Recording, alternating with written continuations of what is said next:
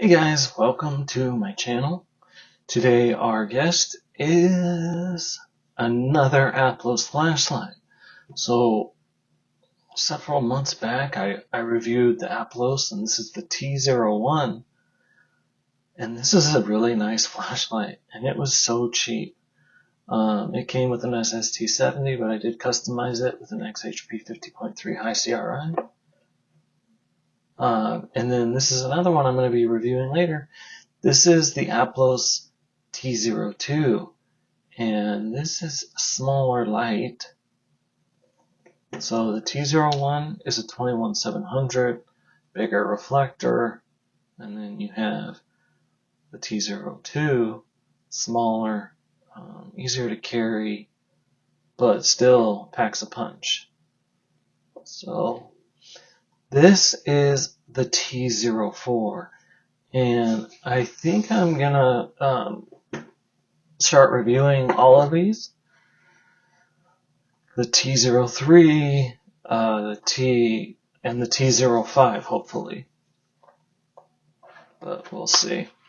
Alright, so it's just telling you to remove the insulation cover from the battery. Make sure that when you screw this back together that it's really tight. So this is a very strange light. I mean, look at it. It's small, but it's like it's got a fat head, anyways. It comes with a couple O-rings and then just a cheap little lanyard. And then USB-A to USB-C charging cable. And then the instructions. Alright, let me get this out of the way. So one thing that drew me to this light was the fact that it said that it can throw 727 meters. And to be honest, I think I believe it. Look at the LED. That's another thing. So this is a round eye LED. And it's so small.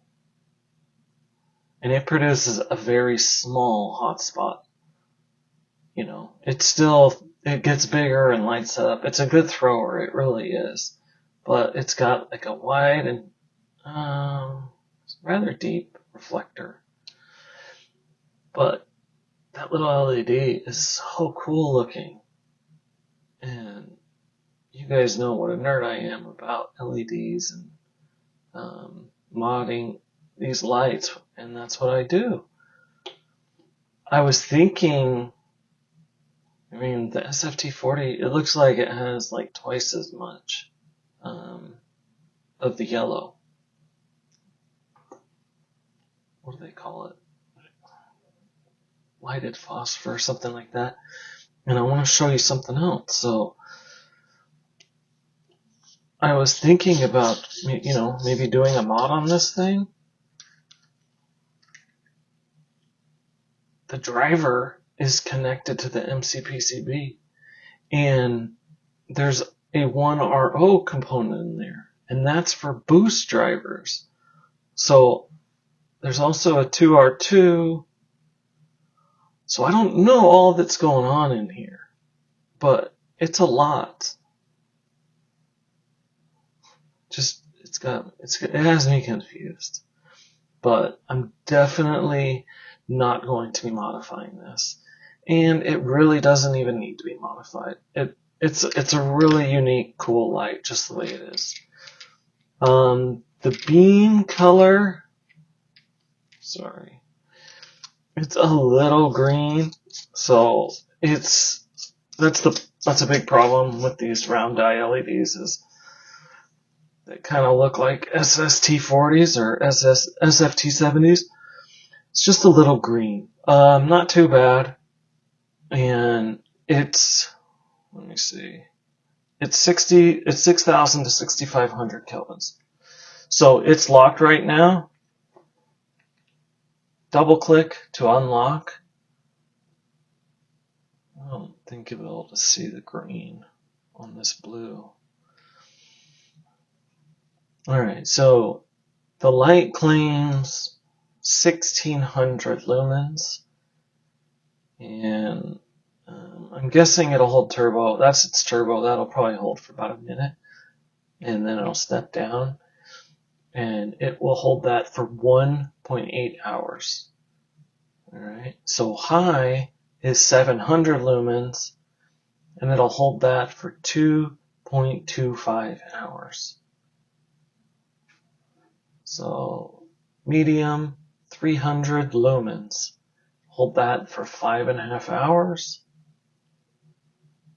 Let me just show you. Alright, so that's low, that's 50 lumens. It'll hold that for 40 hours. And then moon mode, this is 5 lumens right here. It'll hold this for 250 hours. So if you want to turn it on and start at moon, hold. So, okay, this switch, first of all, alright, let's address the elephant in the room. This light looks kind of like the Sofran SC33.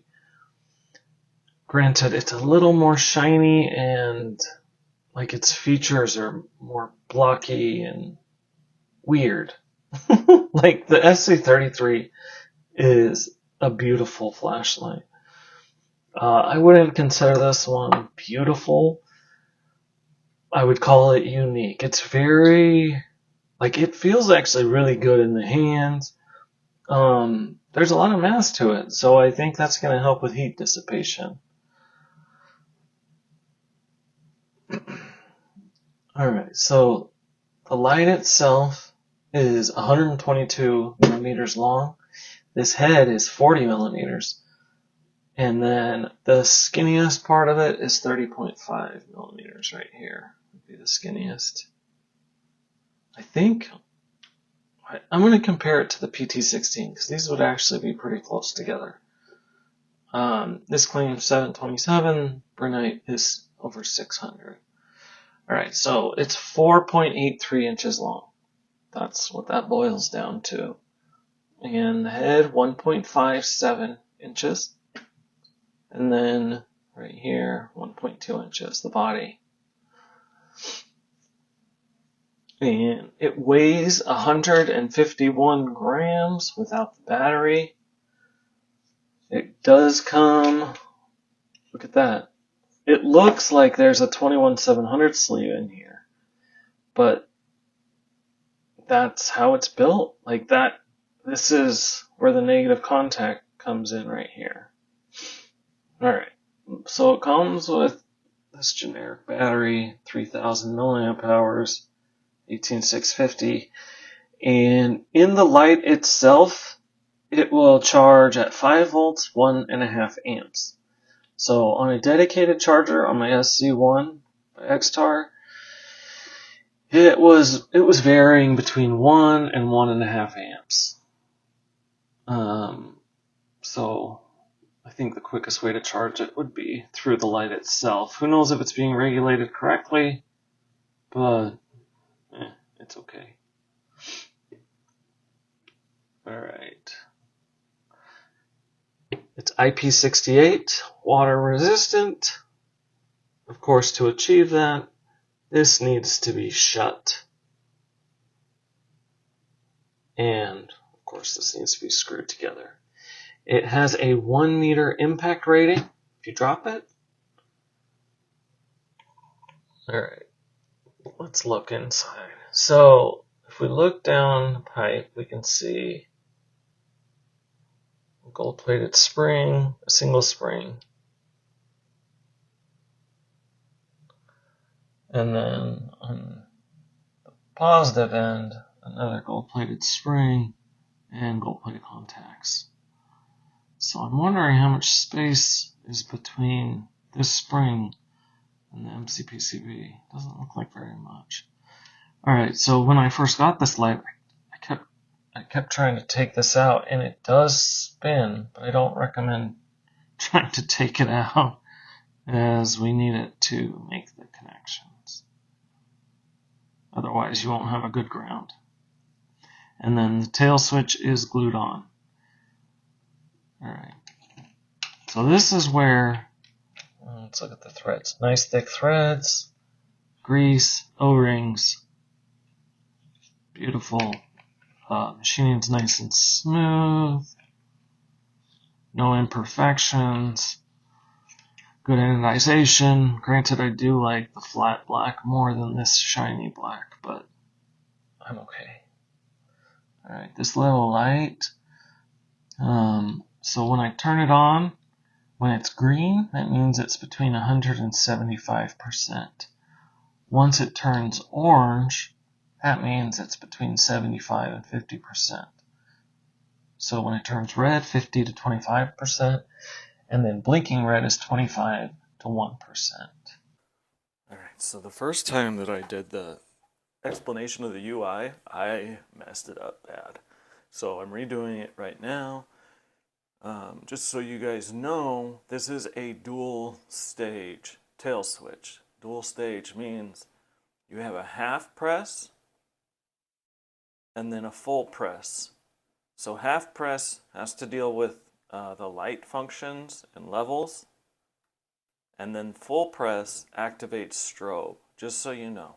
So whenever I'm talking about like unlocking it or switching the modes, that means I'm half pressing. So to unlock the light, you half press twice. Once it's unlocked, you can hold half press and moon mode will come on.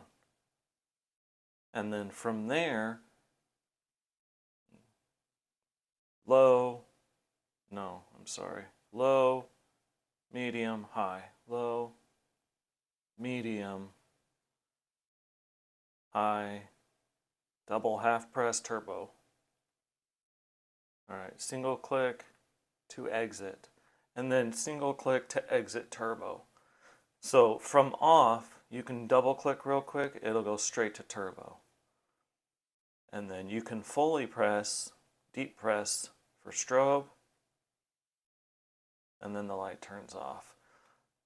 If you have it in like low, medium, or high, and you fully press for strobe, and then single click, it'll return back. Just know that if it's in turbo, once you single click to exit, it will turn the light off. Also, I'm sure that applies to moon as well. Yep, so moon and turbo, the light will turn off after you use strobe. So if the light is off and you fully press the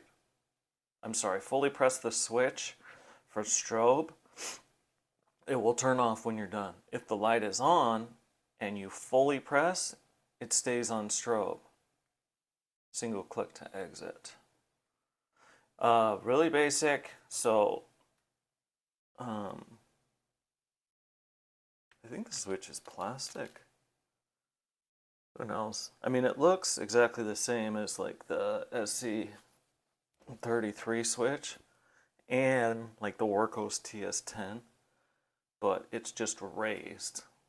So it's really easy to use, you know, half press and then full press, deep press for strobe. And then one more thing I forgot to mention, this does have a stainless steel bezel. This is stainless steel. I do like this has a stainless steel bezel. I like to see stainless steel bezels. So the UI on this one, the T01, is great. I like this UI. I don't know what this is, the UI, but I'll explain it when I review it later. Alright, so I mean, just take a look at the machining. It's very unique, but it's smooth and it feels good in the hands. It's a solid flashlight, and it's kind of small, but not small, you know? But it throws, that's for dang sure. Alright, let's take this outside, let's get some beam shots, and then we'll be back to wrap this up. Alright, so now we have the Aplos T04. This is low. And the low throws really far. Look at that hot spot. Very intense. Alright, here's medium. High.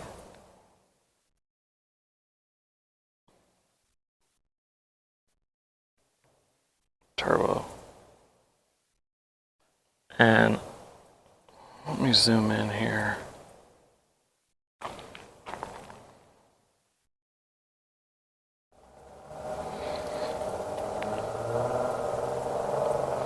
So you can see it's lighting up that second pole. It's about 600 meters. So the first pole, 200.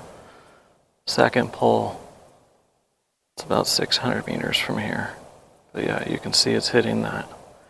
It claims 727 meters. And I kind of believe it.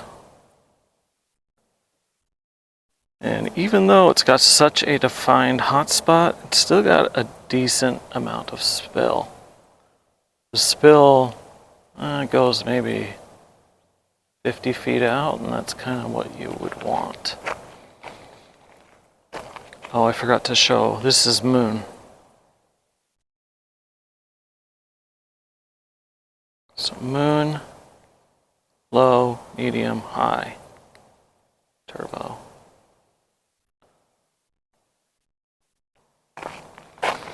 Start off in moon mode.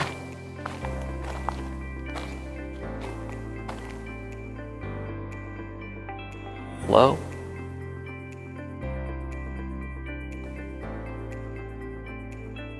Medium. High. Turbo.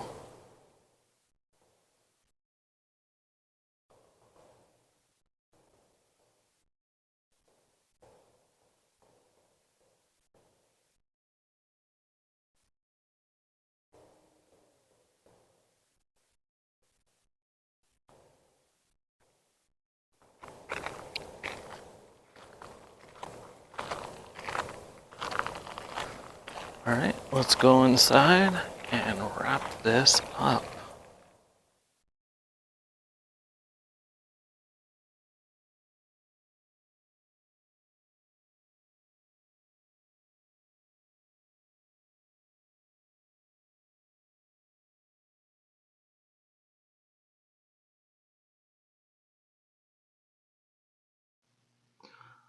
Alright, so as you can see, this has a very intense hotspot, and it throws really well for such a small reflector. So super excited that this round die technology is improving, and I'm hoping, it really improves. Granted, I think they need a little bit larger of the yellow area, the phosphor, but for now, it is what it is.